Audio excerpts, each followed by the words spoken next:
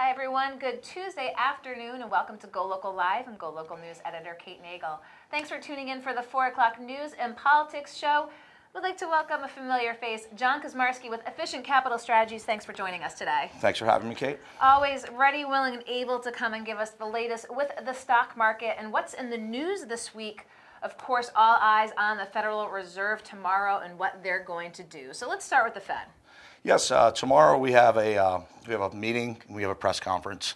It's a very there's a lot of uncertainty going into tomorrow. There's a lot of speculation that the Fed may announce their end to their balance sheet reduction plan. The market's kind of pricing that in, and they'll give some clarity onto what made them pivot policy in early January. We were in a cycle of tightening. We had 10 rate hikes. We had the balance sheet rolling off around 50 basis points a month. Obviously, when we were here in the fourth quarter, markets went into turmoil. Things are a little happier now, but we'll see what's going to happen with the Fed tomorrow. A lot of people have made the argument that Jay Powell's kind of boxed himself a little bit into a corner by pivoting policy and maybe delaying tightening. So we'll see what's going to happen tomorrow. It's there's a lot of uncertainty going into it. So I'll know a lot more tomorrow. I actually we'll see. I actually prefer that the Fed would punt tomorrow on the balance sheet normalization plan. It would give them a little more flexibility because markets have come back in a way that I don't think they anticipated. When I was here in October, I was fairly confident that the economy would not drop out, and it hasn't. We could get into a situation where the Fed really regrets making this pivot if we start overheating again. But right now, last inflation print was 1.5%. That gives the Fed some leeway to slow down on the tightening, but things can change very quickly. What if that happened? You talked about it heating up. Folks, including Goldman, said this week Fed may let inflation run a little hotter. What would be that impact if that happens? Absolutely. And in 1978, the Fed came up with a 2% inflation target. Okay, and over the last 10 years, we've been a little bit under. Okay. So what you're referring to is the Fed is actually going to tolerate a higher level of inflation. They're not going to raise the target, but they've announced that they're willing to tolerate maybe 2 to 3% inflation in the short term as a catch-up, using their words. So if that is a catch-up, what does that mean? Stock market aside, what does that look like for the U.S. in 2019? Yeah, we started 2019 on a very awkward start, a lot of uncertainty. The economy actually has not improved that much since December, but the market's kind of gotten ahead of itself, maybe reading the Federal Reserve tea leaves. But the bond market is almost in a different world than the stock market now.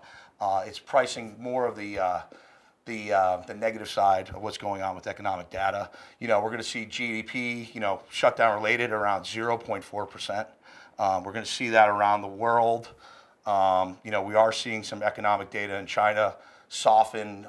There are some bright spots. U.S. service economy, ISM, it's around 60. So, it's not all bad. Okay. Let's pivot then to China with the collapse of the trade deal. And also, let's talk a little bit about the battle for 5G.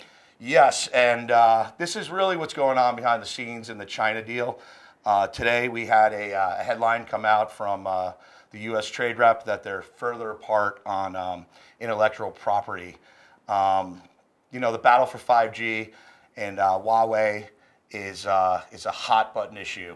The U.S. is arguing that, I don't know if the validity of it, there's probably some truth to it and some fallacy. And put it in a little bit of layman's terms for folks. Layman's term, 5G is the next generation of technology. Huawei is, kind of ahead of the game. There are some national security concerns of the U.S. government about having these servers and phones on networks. Some of it's probably justified. Some of it's a little maybe anti-competition. But that is the main crux of what's going on in the China trade deal. They're negotiating over intellectual property and protecting it. And, it's surprising. The market, hasn't had this trade deal that everyone was anticipating, and the market just kind of doesn't care. You're surprised the market doesn't care? I'm not surprised, because I was in the industry like in the early part of this decade where economic growth was 1.5% and the market was going up 15% a year. So, just because the macro picture doesn't align with what's going on, markets tend to be forward leading. But also, we got to be careful. I think markets may have gotten ahead of ourselves, but to be honest, I think probably the most likely route for markets are probably higher for the rest of the decade. And let's talk a little bit about 2019 as well. I know last time you were in, it was a tough time. Actually, we were talking, it wasn't actually when it was at the bottom before it had that rebound. But as we had spoken about before, it was a little bit of a scare, and the over-leveraged investors kind of had panic sells. The Fed caved, and now it's pivoted. And a lot of people are thinking, are we going to see more bad news? You think it's going to keep going up? Well, let's talk about 2000 and the fourth quarter of 2018. We saw an environment where, we talked about the leverage investor having to sell at almost any cost to survive. We really saw the market, for several reasons, really fall out in a way that was a little bit exacerbated to the downside. And I think we're actually, for those same reasons, we're actually seeing the market being exacerbated to the upside. But look, the worst part that really just breaks my heart is that U.S. retail investors pulled $65 billion in October, $65 billion in November, and $180 billion in December. That's $300 billion they pulled out of the market in when the market was under duress. Markets have recovered substantially, and in January they put $20 billion back in. So that's like 8% of what came out. So one of the when I was here, I try to just tell investors to worry about the long term, worry about what you're investing for, and don't do anything in a panic. It's generally not a good idea, just not. Work with your investment advisor, make sure they have the lay of the land. It'll be interesting to see what happens with the Federal Reserve tomorrow. China moving forward as well. Any last things you want folks to keep an eye on until the next time we see you? Yeah, I mean, look, I think the U.S. market is probably in good shape. The biggest risk would be if inflation picks up, because I really think what's happening now is that the Fed is making a policy mistake. I wish they didn't do it. I wish they would have waited a little bit before putting up the white flag. The reason why is because if the economy starts to overheat and they have to do another 4 to 6 rate hikes to really cool things off, it's going to have a tremendous impact on the U.S. housing market, the U.S. mortgage market, and the U.S. corporate bond market. So they really are playing with fire, and we saw this in the 60s where the Fed, created this policy called New Economics in 1962, and in 1965 we saw, in full employment like we are today, low inflation, and the Fed just didn't step off the gas. Whether they didn't have the courage to or not, they didn't do it. And we saw, what was known as the Great Inflation of the 70s, which is kind of a lost decade. And it took, the U.S. inflation rate was from 1965 to 1985 was above 2%. So topping at 12%. I don't think we're there, but I think the Fed needs to be concerned about overstimulating the economy and what it could have for future inflation and the possibility of having not a hyperinflation scenario, but a runaway inflation scenario, which would cause the Fed to have to tighten aggressively. And that would be, most of their tools are easy money tools, easy policy tools. And if we get into a point where inflation gets away, those tools will actually have the opposite effect of what they would want. Well, we're going to keep a close eye on the Federal Reserve tomorrow, and hopefully we'll have the opportunity to have John Kaczmarski with Efficient Capital Strategies back in sometime soon. Okay. Thank you for having me. Don't go anywhere. We're going to go from the stock market to politics here on GoLocal Live. We'll be right back.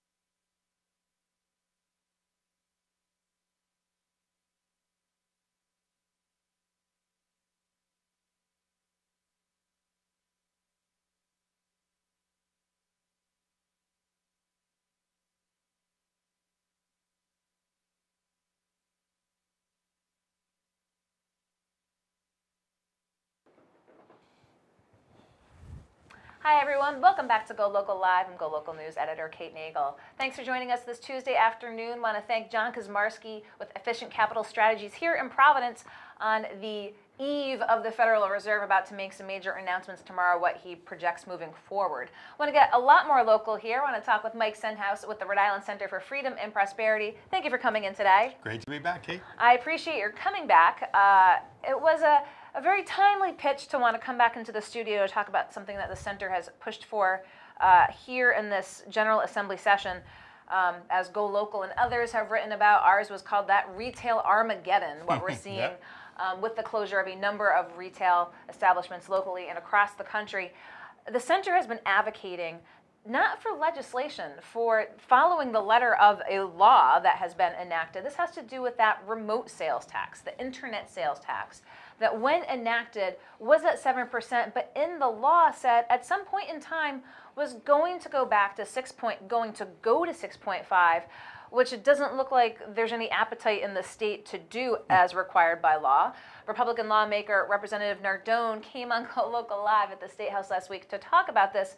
Let's talk about the center looking at this, just one particular piece of sales tax red tape that was already anticipated, that says, look, we can't keep it at the 7% forever. We shouldn't keep it at the 7% forever. Well, it's not a question of just keeping it there. The promise that was made to the people of Rhode Island back 5, 6, 7 years ago was that if we do an internet tax, which is broadening the tax, that, okay, then we should give consumers and shoppers a break and lower the tax, right? So we're going to get more money because there's going to be more things being taxed, so let's lower the rate. Makes sense. Before I get back to this, I want to go back to 1990, DEPCO. And we had to pay back all those faulty loans to the banks. We raised the sales tax from 6% to 7% with the promise that we drop it back to 6.5 once we paid off the loan. Guess what? DEPCO 2.0? The loan got paid off and we're still at 7%. So again, for the second time now, there's been a promise made to the people of Rhode Island to lower the sales tax. Now this one is predicated on a technicality that there must be a federal law that requires states or allows states to collect, to require remote sellers to collect and remit sales taxes. There hasn't been a federal law passed, but there has been a federal court case just last summer, the Wayfair case, that said states are free to collect sales taxes from internet and other remote providers. So in the last 4 or 5 years, the sales tax has gone up $200–300 million. So we have clearly broadened the sales tax. Only a little piece of that is due to inflation or GDP growth. Most of it is because we have broadened the sales tax. We are collecting internet taxes from Amazon. We are collecting internet taxes or software as a service taxes that you download from the internet. We have broadened the sales tax. It is time to implement the law, which this debate already happened, don't forget. And either the speaker put it in his budget, the governor could have put it in her budget, Rep. Nardone is kind of calling for it in his legislation. We even have lawyers looking at a lawsuit. But one way or another, it's time to give the people of Rhode Island a tax cut and honor your promise. And as there just not that political will, would you say, especially when we're dealing with the budgetary issues that we are, even though, again, going back to DEPCO, going back to several years ago when the remote sales tax was first looked at, but just that, oh, well, we have it and we're in a precarious financial position, we need it. You've heard this before. Yeah, the problem we have in this state is that the budget is the golden goose. Nobody will touch the budget because there's so many politically correct special interests in that budget. And it's the budget that's killing our state, yet it's the budget that everybody wants to preserve and expand. So obviously cutting the sales tax, hey, listen, we've shown it's only going to cost about $18 million. It's going to create over 1,000 jobs. Don't forget, even though it might be about $80 million off the top, the extra business, believe it or not, that's called dynamic effect. You know, there is an effect when you lower sales taxes or rates, people will buy more. It's the way it works. It's the law of economics, and it works with taxes. So it has very little budget impact. But there's so, you know, I got to tell you, I won't mention a name, but I was told by one highly placed member of House leadership when I brought this up privately. Well, if you guys would only elect a governor we could work with, as if we don't get involved in politics. I had to tell them that. But anyway, the point being is, hey, even if it's the General Assembly that passed a law and we want to implement it, we got a governor who will veto it. So listen, I think a court case may be the only way here. We're checking into the viability of that right now. But clearly, again, a promise made should be a promise kept. Do you think something like that would help? And as you know, we look at the retail landscape, it's not just Rhode Island, but it's the rest of the country. The center has always been a staunch advocate for lowering the sales tax. You've looked at 0. You've said perhaps even 3 would be something that could stimulate the economy. Will there ever be a point in time where this is a broader conversation as we look at a severe impact to the industry, as we're seeing very quickly here at the start of 2019? Only if we elect new people. There's just no interest in giving back money to the people who give it to the state in the first place. Listen, we picked the sales tax because we understand in a blue state like Rhode Island, an income tax, which would also stimulate growth, or a major cut to the corporate tax, would never fly because of the tax the rich mentality that seems to prevail up at the State House. The sales tax is a more sympathetic tax. It's a regressive tax. Poor people pay a higher percentage of their income towards the sales tax than do wealthier people. So the sales tax really hurts low-income families more than it hurts everyone else. So we think at least theoretically we have a chance. But I got to tell you, the obstinance up there to preserving every dime in that budget is amazing. They don't see that it's the budget that's killing our state. So sales tax reforms and other reforms that we think, like a estate tax, we actually think the estate tax might have a chance to have its threshold raised this year. We'll see on that. We're working on that one too. Working behind the scenes. We got to keep investors in our state. I mean, how are we going to create jobs if we don't have people to invest in companies? That has clearly been pointed out this session, and as well as previous ones as well. But again, really on the heels of seeing all this reporting, again, of this retail Armageddon, if you will, the center said, again, take a look at what we have put forth as a potential option to address the needs of Rhode Islanders. And as you said, was already written into the legislation and the law as enacted for remote sales tax to go from 7 to 6.5%.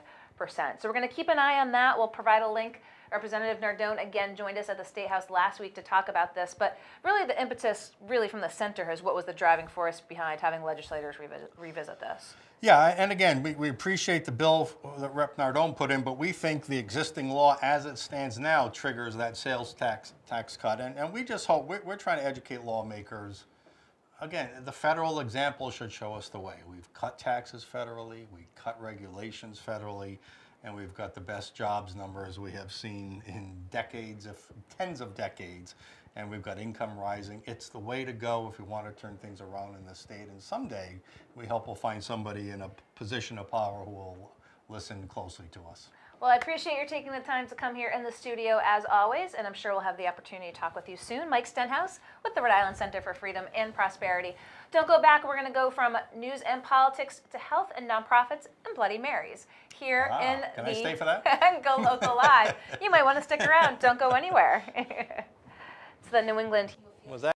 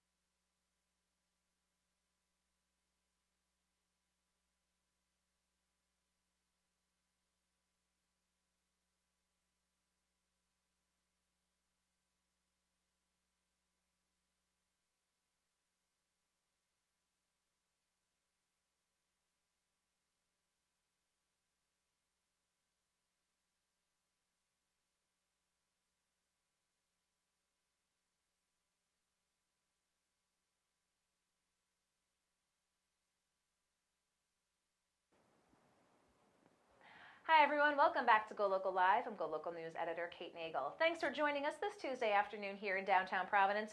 Brought you the latest with the stock market and the Federal Reserve with John Kosmarski and Efficient Capital Strategies.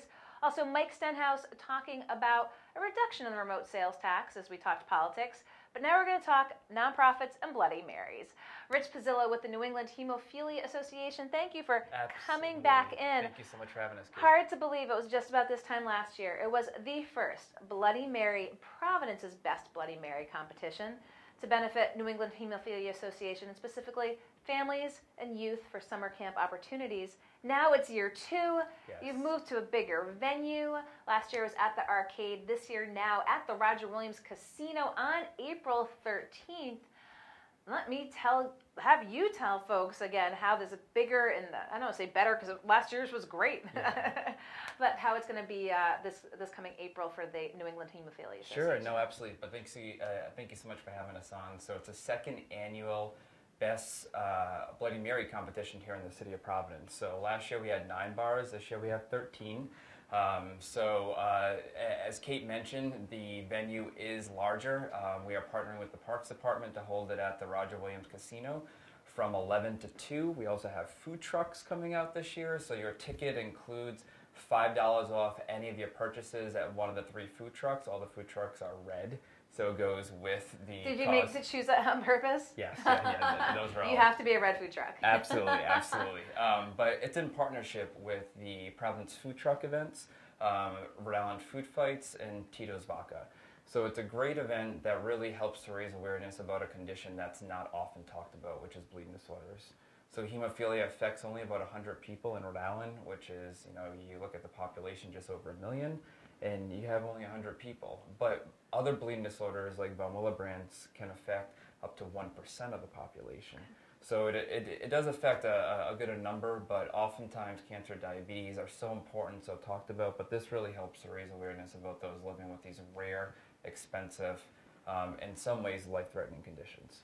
And I know we had the opportunity to talk about it last time you were on, but for those folks who might not have seen, again, the proceeds from the Best Bloody Mary competition really go to helping folks and their families with an opportunity to address it in a summertime setting. Yeah. So our biggest program is a family camp program where we bring kids and families around all 6 states of New England, including New York, to New Hampshire, and where we teach kids the essence of independence. So for someone living with hemophilia, the most common treatment is IV infusions. So that means a child will have a port or a PICC line, or will have to put a tourniquet on just like you get blood drawn out of the hospital and find their vein. So this is not easy. This is not a sub-Q injection like a diabetic. This is almost you're becoming a phlebotomist at age 5, 6, 7. So what this camp does, it teaches children and their families how to become independent from their condition. So if a child is able to get a blood flow back, which means you're in the vein, we have a big ceremony where we have a big stick award where one of our hemophilia dads make it into passage of rights. So in addition to that, there's archery and the waterfront and arts and crafts and all those other things that make summer camp so nostalgic for all of us. But in addition, it's the medical side of this that really helps. And we subsidize the majority of the cost of camp, and this helps to put this important program on together. So when you talk about making the move over to the Roger Williams Park Casino from the arcade last year and going from 9 to 13 bars, I have to imagine bars were chomping at the bit to be like, let us take part in this competition. Yeah, no, it's been awesome working with the local bars here in the city of Providence. We've learned a lot about Bloody Marys, and for those that maybe didn't get the connection, hemophilia, blood, Bloody Marys. But it's been great to see the energy around the bars of saying, I want to come and support a cause, but I also want people to have a good time. So we sold out last year with 320 tickets, and we're anticipating to sell out again this year. And I think the thing for us internally is out of those 320 tickets, 6 were from our community. So what that demonstrated is that the general public either loves Bloody Marys or they hate Bloody Marys. There's really no in-between is what I learned. And if you are an aficionado of a Bloody Mary, this is the event for you. I have to say, we went to it last year, a fun event, great atmosphere, people turning out again to support a good cause. We'll have that link again to all the bars because it's 13 bars. You'll have to check back in with Go Local Prov to see who is going to be taking part again on April 13th at the Roger Williams Park Casino. Anything else we need to go over that folks need to know about the fun day? Yeah, so I would just say buy your tickets early. With the tickets anticipating on selling out, we will not be selling tickets at the door. So buy your tickets early.